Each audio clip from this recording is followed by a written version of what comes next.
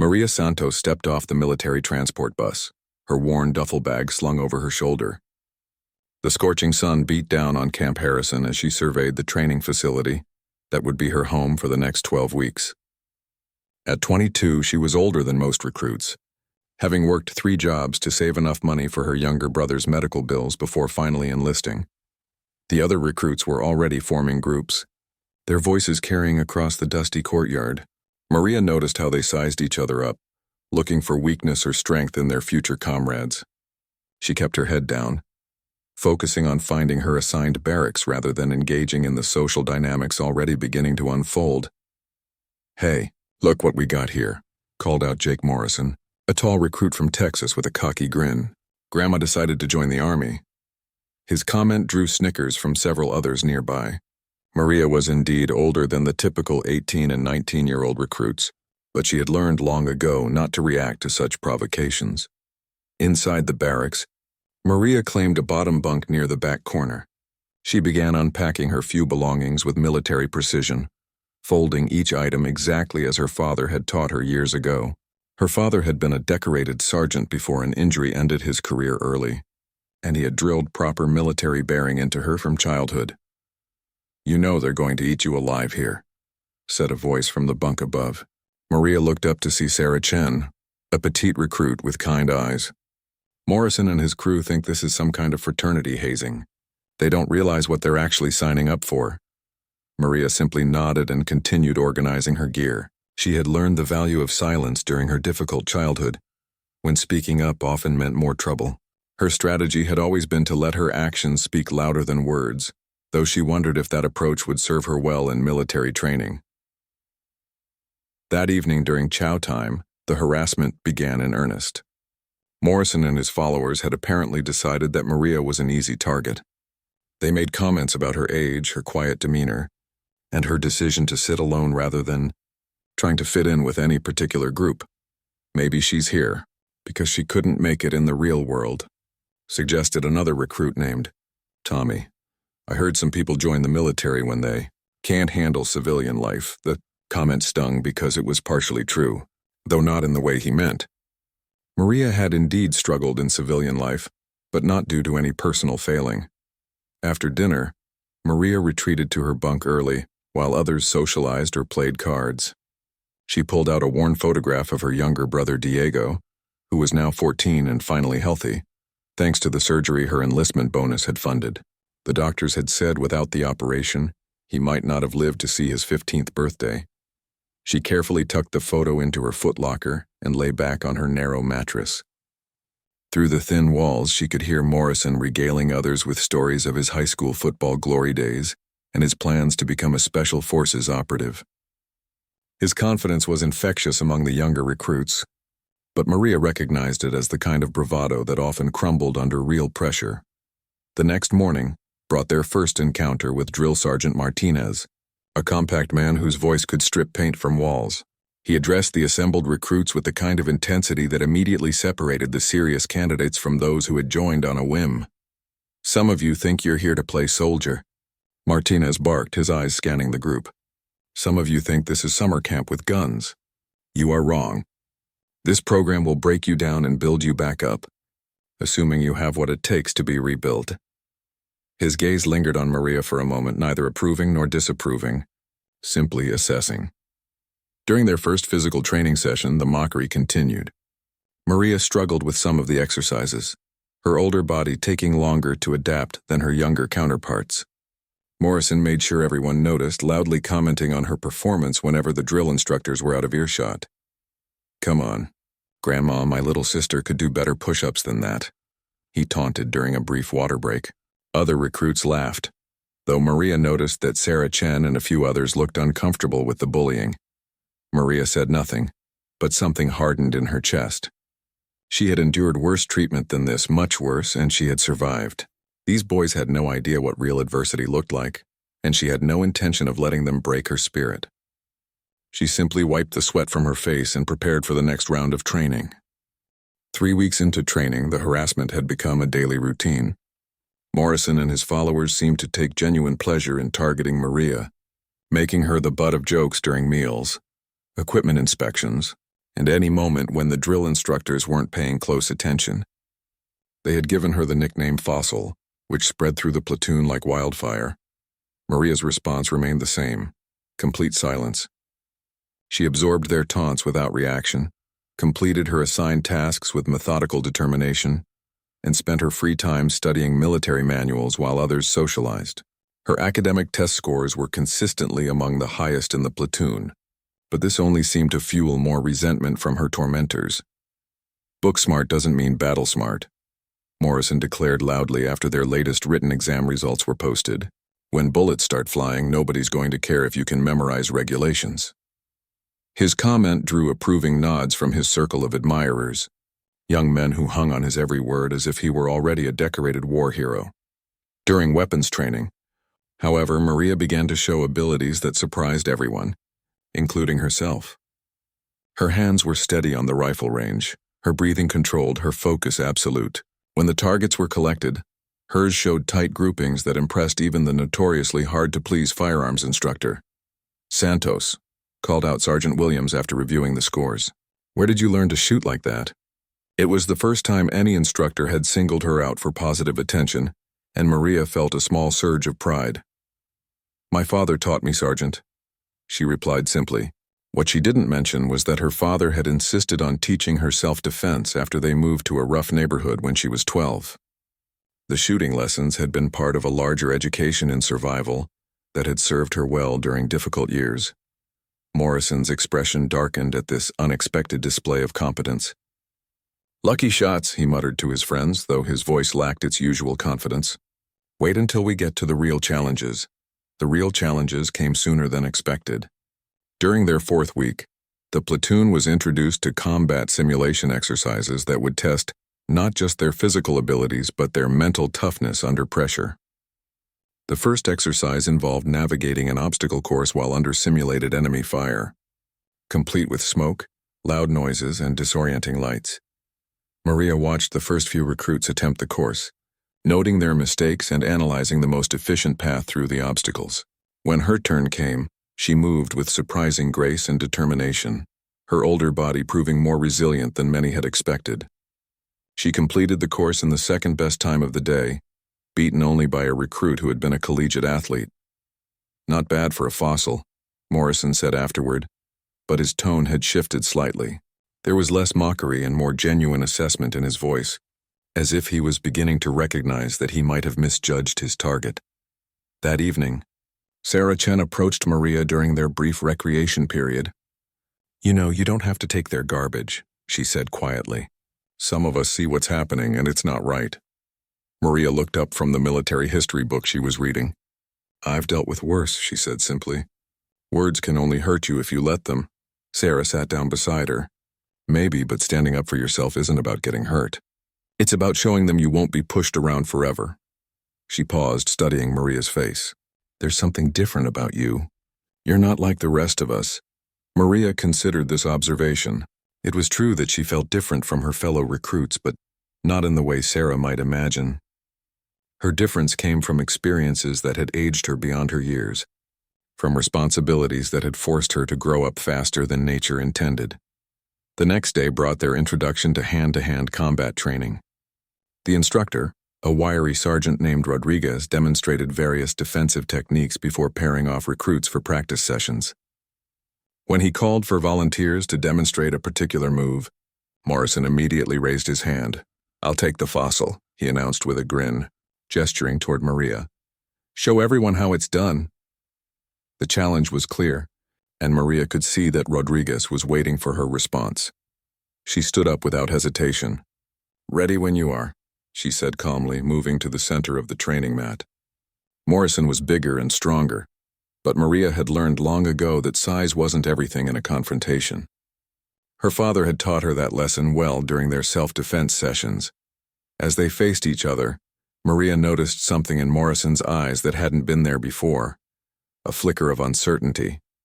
For the first time since arriving at camp, he seemed to realize that he might not know everything about the quiet woman he had been tormenting for weeks. The combat training session began with basic grappling techniques. Morrison approached the exercise with his usual overconfidence. expecting to easily overpower Maria through sheer size and strength. What he didn't anticipate was her understanding of leverage, timing, and the kind of practical fighting skills that came from real-world necessity rather than gymnasium practice. When Morrison lunged forward with excessive force, Maria stepped aside and used his momentum against him, sending him tumbling to the mat with a technique that looked almost effortless. The watching recruits fell silent, their expressions shifting from amusement to surprise.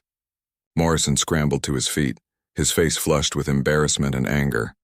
"Lucky move," he growled, but Sergeant Rodriguez held up a hand to stop any further commentary. "That was textbook technique." "Santos," the instructor said approvingly. "Clean execution, proper form." "Morrison, you telegraphed that attack from next Tuesday. Try again, and this time think before you move." The second attempt went no better for Morrison. Maria anticipated his movements with an almost supernatural awareness, countering his attacks with precise economical motions that demonstrated years of training he knew nothing about.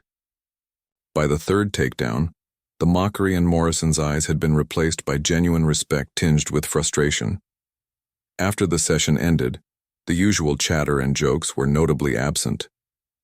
Several recruits approached Maria with newfound interest, asking about her background and training.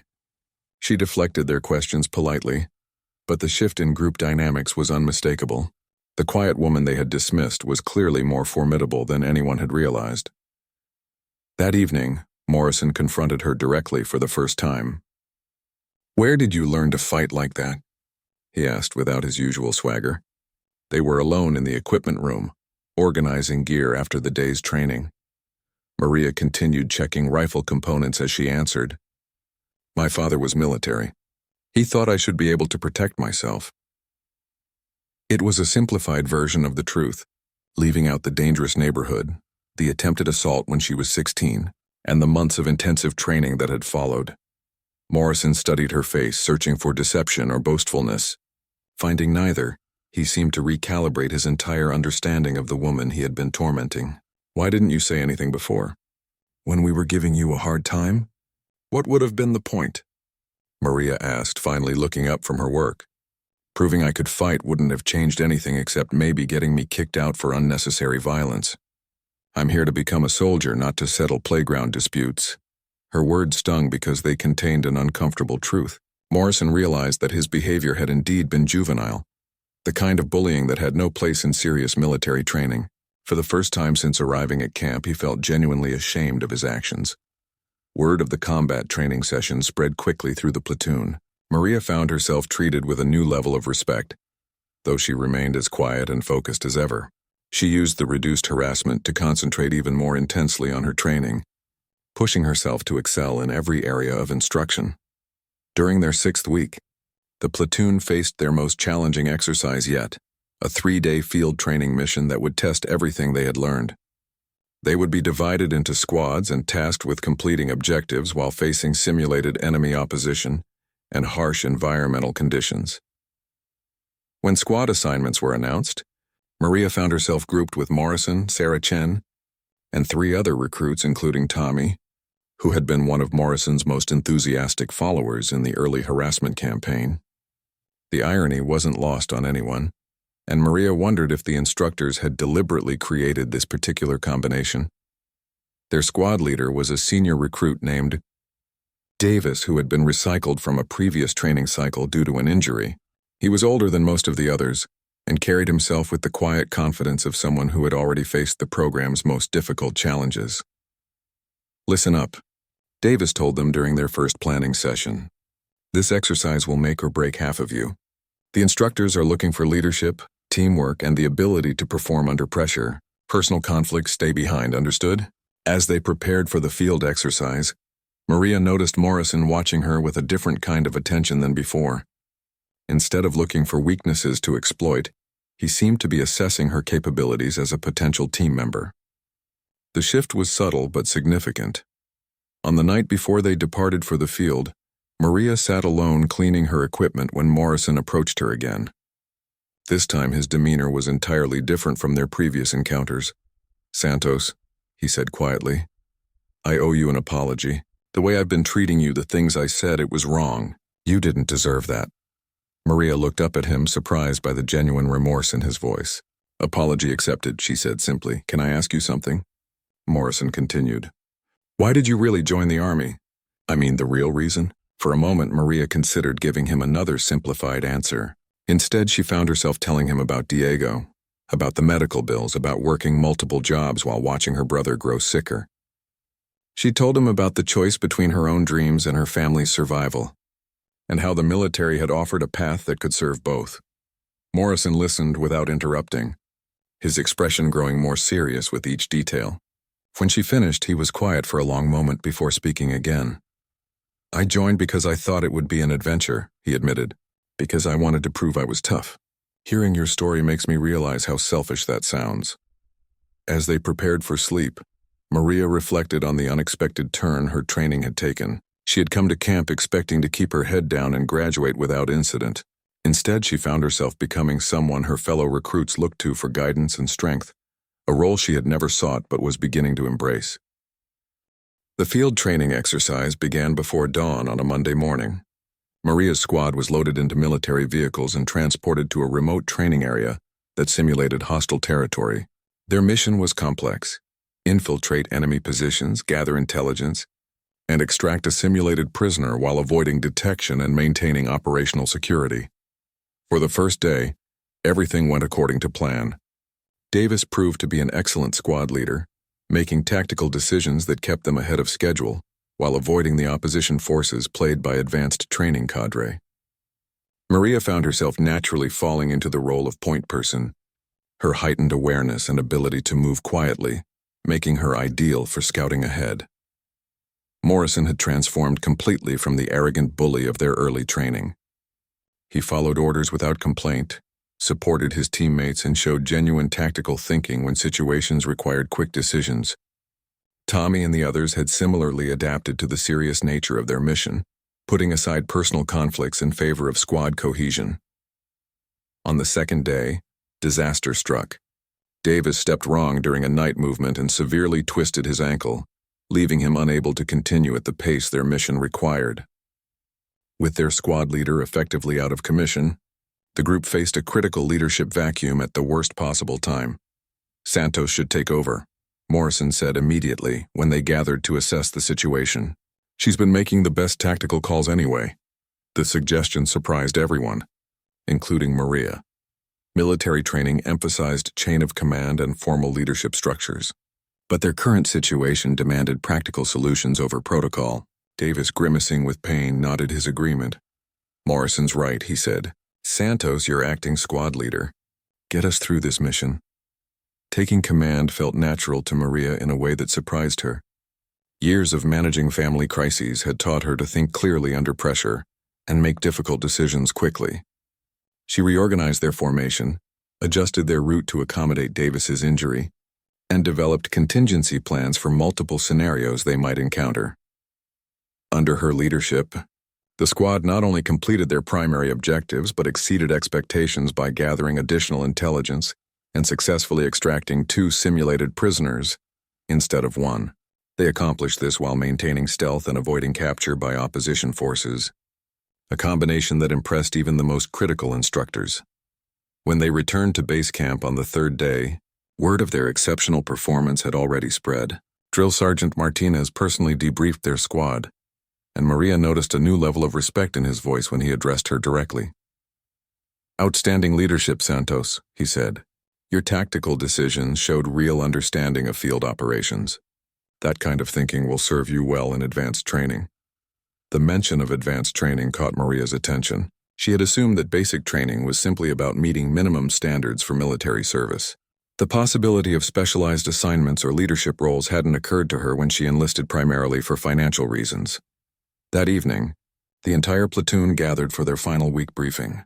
Camp Commander Colonel Patricia Reeves would be visiting to observe their graduation preparations and meet with selected recruits who had shown exceptional potential during training.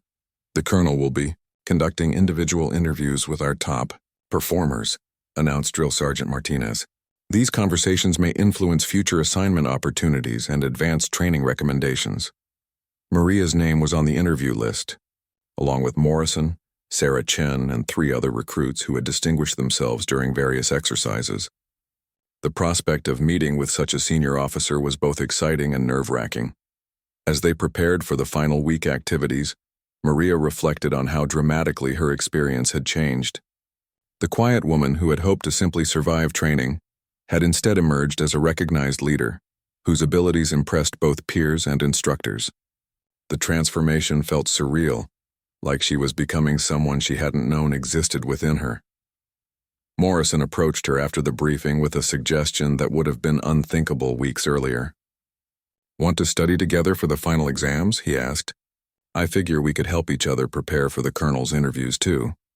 They spent the next several evenings reviewing military procedures, discussing leadership scenarios, and sharing insights about their training experiences. Maria discovered that Morrison was actually quite intelligent when he wasn't trying to impress others with false bravado. Their conversations revealed a thoughtful person who had been hiding behind a facade of overconfidence. "I keep thinking about what you said about having real reasons for being here," Morrison confided during one of their study sessions. "Makes me wonder if I should have thought more seriously about why I enlisted." Maria considered his words carefully before responding. "Maybe the reasons you started with don't matter as much as the person you choose to become along the way. You're not the same guy who got off the bus 2 months ago." The observation was true for both of them. Training had stripped away pretenses and revealed core character traits that might have remained hidden in civilian life. Maria had discovered leadership abilities she never knew she possessed, while Morrison had found humility and genuine respect for others beneath his youthful arrogance. As their final week began, anticipation built toward the graduation ceremony and their meetings with Colonel Reeves. Maria had no idea that the colonel's visit would involve far more than routine interviews, or that her past was about to intersect with her military future in ways she could never have anticipated. The night before their individual meetings, Maria lay awake thinking about how far she had come from the scared young woman who had made desperate choices to save her brother's life. Military training had given her more than just career opportunities. It had revealed strength and capabilities she was only beginning to understand. Colonel Patricia Reeves arrived at Camp Harrison on a Tuesday morning with an entourage that included several staff officers and what appeared to be intelligence personnel. Her presence commanded immediate attention throughout the base, as even senior instructors adjusted their posture and sharpened their focus when she passed by. Maria waited outside the administration building for her scheduled interview, reviewing military protocols and trying to calm her nerves. Through the window, she could see other recruits entering and leaving the colonel's temporary office, some looking confident, others appearing shaken by whatever had transpired during their meetings. When her turn came, Maria entered the office with crisp military bearing and rendered a perfect salute. Colonel Reeves was younger than expected, perhaps in her early 40s, with intelligent eyes that seemed to assess everything at once. Her uniform displayed ribbons indicating extensive combat experience and specialized training. "At ease, Santos," the colonel said, gesturing to a chair across from her desk. "I've been reading impressive reports about your performance here. Your instructors speak very highly of your leadership abilities and tactical thinking." Maria sat with perfect posture, hands folded in her lap. "Thank you, ma'am. I've tried to give my best effort to the training." Colonel Reeves studied the file open before her, occasionally glancing up to observe Maria's demeanor. "Your background is interesting. Older than most recruits, worked multiple civilian jobs, primary motivation listed as family financial obligations. Tell me about your decision to enlist." Maria provided a straightforward account of her circumstances, focusing on her brother's medical needs and her family's financial situation. She was careful to present the facts without seeking sympathy or making excuses for her unconventional path to military service. "And yet," the colonel continued, "your performance suggests capabilities far beyond what we typically see from recruits with purely financial motivations. Your combat skills, in particular, indicate extensive prior training. Where did you acquire those abilities?" The question touched on sensitive territory that Maria had deliberately avoided discussing in detail. "My father provided basic self-defense instruction, ma'am. He believed it was important for personal safety." Colonel Reeves leaned back in her chair, her expression suggesting she suspected there was more to the story. "Basic self-defense doesn't typically produce the kind of advanced techniques your instructors observed. But we'll leave that for now. I'm more interested in your future plans. Have you given thought to career specialization within the military? Maria admitted that she had initially focused only on completing basic training and beginning regular military service. The possibility of specialized roles or advanced training hadn't been part of her original planning, though recent experiences had opened her mind to new possibilities. I have a proposition for you. Santos, the colonel said, closing the file and giving Maria her full attention. There are opportunities available for exceptional individuals who demonstrate the right combination of skills, intelligence, and character. These opportunities come with additional training, increased responsibility, and significantly enhanced career prospects. The offer was vague, but clearly significant. Maria sensed that the colonel was testing her response to ambiguous situations, evaluating how she processed incomplete information and uncertain prospects. I would be honored to serve wherever the military determines I can be most useful. Ma'am, Maria replied carefully. Colonel Reeves smiled slightly, apparently pleased with the diplomatic response. That's exactly the kind of answer I was hoping to hear. However, before we proceed further, I need to discuss something that may be uncomfortable. Our background investigation process has uncovered some information about your past that requires clarification. Maria's heart rate increased, though she maintained her composed exterior. There were aspects of her history that she had hoped would remain private, experiences that had shaped her but that she preferred not to revisit. During your teenage years, you were involved in an incident that resulted in the hospitalization of an adult male. The colonel continued, consulting another document. The official report lists it as self-defense, but the details suggest a level of force and technique that goes well beyond typical defensive actions. The memory came flooding back, despite Maria's efforts to suppress it. She was 16, walking home from her evening job at a restaurant when a man had attempted to assault her in an alley. Her father's training had taken over, and she had responded with devastating effectiveness, leaving her attacker with multiple broken bones and internal injuries. The incident was investigated thoroughly, ma'am, Maria said quietly. No charges were filed. It was determined to be justified self-defense. I'm not questioning the justification, Santos. I'm interested in the capabilities it revealed. According to the police report, you disabled an adult male who was significantly larger and stronger than you were, using techniques that the investigating officers described as professional-level combat skills. That level of ability doesn't develop from casual training. Colonel Reeves set the document aside and studied Maria directly. I'm going to ask you directly, and I need a completely honest answer.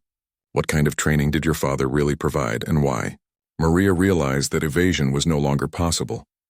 The colonel clearly knew more than she was initially revealing, and any attempt at deception would only damage her credibility. She took a deep breath and began telling the complete truth about her childhood. Her father hadn't just been a soldier. He had been special operations with expertise in unconventional warfare and personal combat. After his injury-related discharge, he had struggled with civilian life and eventually settled in a dangerous neighborhood where Maria and her mother were frequently at risk. Rather than move to a safer area they couldn't afford, her father had decided to ensure that his family could protect themselves. Maria's training had been intensive and comprehensive, covering not just basic self-defense but advanced combat techniques, tactical awareness, and psychological preparation for violent encounters. When the colonel finished listening to Maria's account, she was quiet for several minutes, apparently processing the implications of what she had learned. Finally, she spoke again, and her tone had shifted to something more serious and purposeful. Santos, what I'm about to discuss with you cannot be shared with your fellow recruits or anyone else without proper clearance. Do you understand? Maria nodded, sensing that her military career was about to take a direction she had never anticipated. Colonel Reeves stood and moved to the window, gazing out at the training fields where recruits were conducting afternoon exercises. Her silence stretched long enough that Maria began to wonder if she had said something wrong, but she maintained her position and waited for the colonel to continue. Your father was Captain Eduardo Santos, 7th Special Forces Group, the colonel said without turning around. I know because I served with him during Operation Desert Shield. He was one of the finest soldiers I ever had the privilege of working alongside. Maria's surprise was complete. In all her years of hearing about her father's military service, he had never mentioned specific units or operations. She had known he was Special Forces, but the details had always been vague, classified, or simply too painful for him to discuss. He never told me he knew you. Ma'am, Maria said carefully. Colonel Reeves turned back to face her. We lost touch after his medical discharge. I heard about his struggles with civilian adjustment, but I never knew he had a family. If I had known, I might have been able to help. There was genuine regret in her voice, the kind that came from missed opportunities to assist a fellow soldier. He did his best with the circumstances he had, ma'am. His training probably saved my life that night. I'm sure it did. Eduardo was exceptional at teaching combat skills, but more importantly, he understood the psychological aspects of survival. That's a rare combination. The colonel returned to her desk and opened a different file, this one marked with security classifications that Maria couldn't read from her position. Which brings me to why I'm really here, Santos. Your performance in basic training, combined with your background and demonstrated capabilities, has brought you to the attention of people in very specialized positions. We have need for individuals who can think independently, adapt to dangerous situations, and maintain operational security under extreme pressure. Maria sensed that she was being recruited for something far beyond conventional military service. The colonel's carefully chosen words and the security markings on the documents suggested intelligence work or special operations, fields she had never considered entering. I'm honored by your confidence, ma'am, but I should mention that my original goal was simply to complete my service obligation and use the benefits to continue my education. I hadn't planned on a military career. Plans change, Santos, especially when circumstances reveal capabilities that demand different choices. What I'm offering you is not just a career, but the chance to serve in ways that make a real difference in national security. The training would be extensive, the work would be challenging, and the risks would be significant. The colonel paused to let Maria absorb this information before continuing. However, before any of this becomes relevant, there's something else we need to address. Your complete background investigation has revealed something that changes everything we've discussed so far. Maria felt a chill of apprehension. She had been completely honest about her past, or so she thought. There were no hidden criminal activities, no security risks that she was aware of, nothing that should disqualify her from military service or special assignments. Ma'am, I've been truthful about everything. If there's some issue with my background, I'm not aware of what it might be. Colonel Reeves smiled, but it wasn't the reassuring expression Maria had hoped to see. Instead, it was the kind of smile that suggested significant complications ahead. The issue isn't what you've done, Santos. It's who you are. Our investigation discovered that your father wasn't just special forces. For the last 3 years of his service, he was involved in a classified program that has never been officially acknowledged. The details are still restricted, but the program involved deep cover operations in areas where conventional military presence was impossible.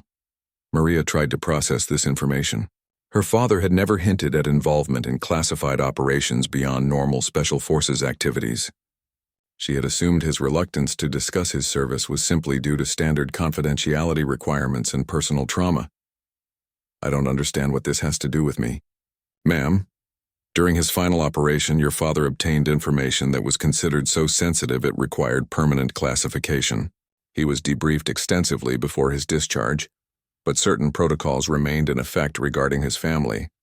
Specifically, any children who chose military service would be flagged for special attention.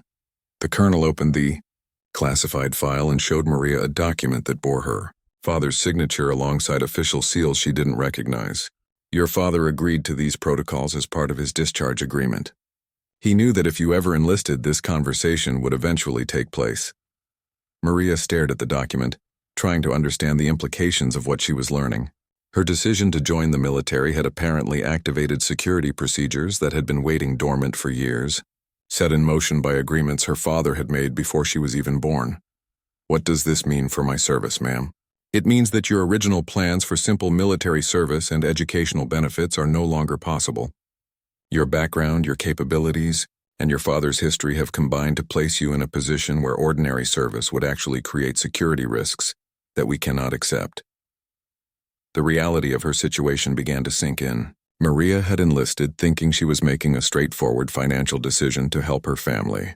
Instead, she had unknowingly activated a complex web of security protocols that would determine her future in ways she had never anticipated. You have two choices, Santos, the colonel continued. You can accept assignment to specialized training and eventual placement in operations that will utilize your unique background and abilities.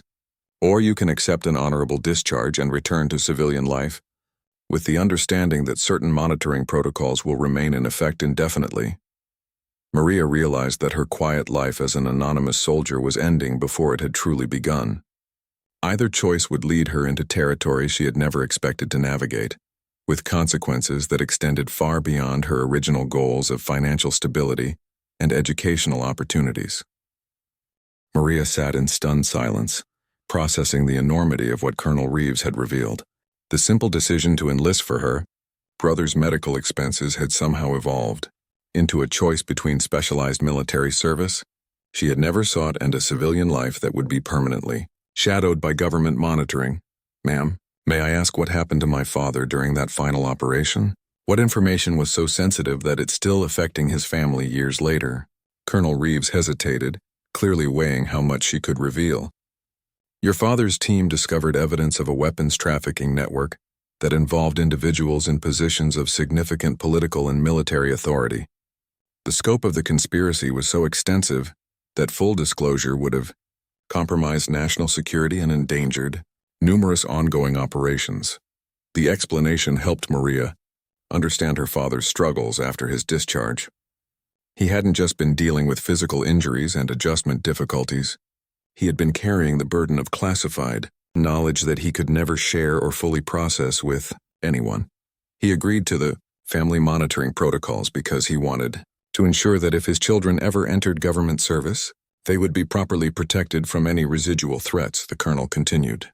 What he couldn't have anticipated was that his daughter would develop capabilities that make her invaluable for exactly the kind of work he used to do. Maria thought about Diego, about her original reasons for enlisting, about the life she had planned. Then she considered the alternative. Accepting discharge and living with the knowledge that her father's sacrifices had created opportunities she was too frightened to pursue. If I accept the specialized assignment, what would that mean for my brother? For my family's financial situation? Your family's medical expenses would be handled through special programs that provide comprehensive care for dependents of classified personnel.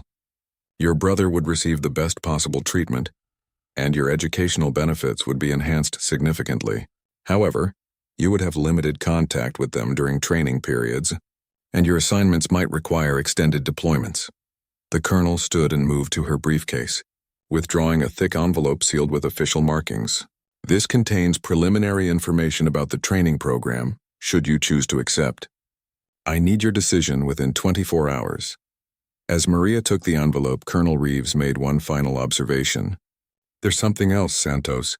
During your combat training here, your instructors noted that you have an unusual ability to remain calm under pressure and make tactical decisions that suggest advanced situational awareness.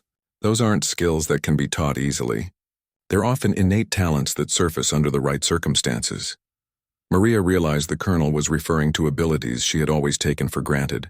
Her capacity to assess threats, her instinctive understanding of human behavior under stress, her ability to find solutions in chaotic situations had all seemed like normal responses to the challenges of her difficult childhood.